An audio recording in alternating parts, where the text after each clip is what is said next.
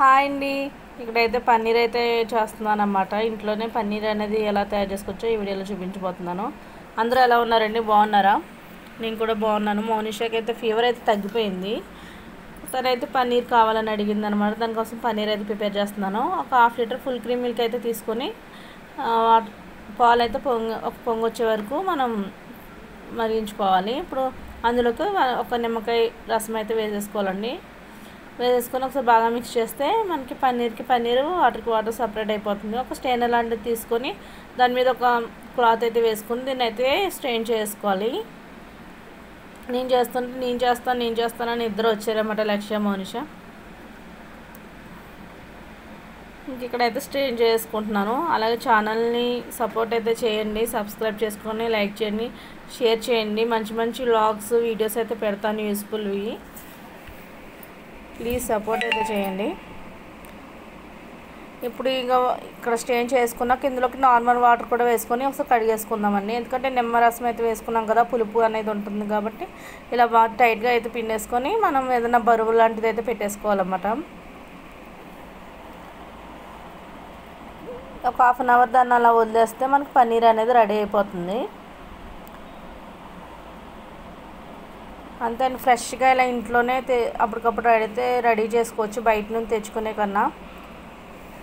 ఇది నేను ఒక హాఫ్ లీటర్ పాలతో అయితే చేసాను అన్నమాట. ఒక పావు కిలో పన్నీర్ అయితే వస్తుంది. ఒక 2-3 మెంబర్స్కి ఈజీగా సరిపోతుందండి.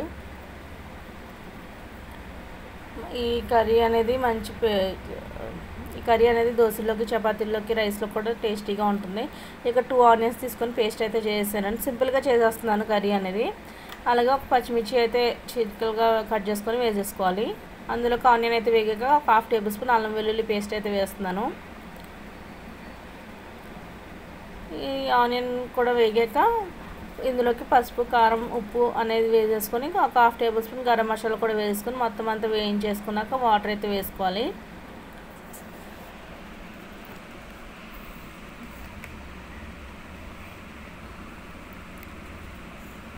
ఛానల్ని సబ్స్క్రైబ్ చేసుకొని గివ్ అవేలో పార్టిసిపేట్ చేయండి.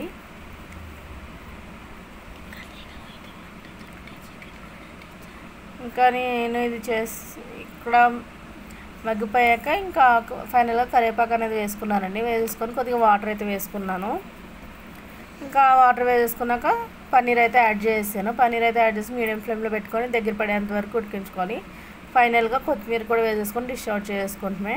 ఇంకా ఈ పన్నీర్ చేస్తుండగానే చికెన్ అయితే తెచ్చారండి. చికెన్ మాకు ఇంకా ఈ పన్నీర్ కర్రీ అనేది అయితే ఒక బౌల్లోకి అయితే తీసుకొని ఇంకా అదే ప్యాన్లో చికెన్ అయితే కూడా చేస్తున్నాను అన్నమాట.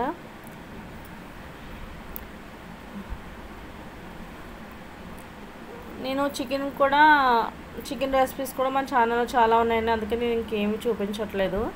నేను అన్ని మసాలాలు అన్నీ వేసేసుకొని ఉప్పు, కారం అవన్నీ వేసేసుకొని ఇలా వాటర్ వేసుకుని అయితే ఉడికించుకుంటాను.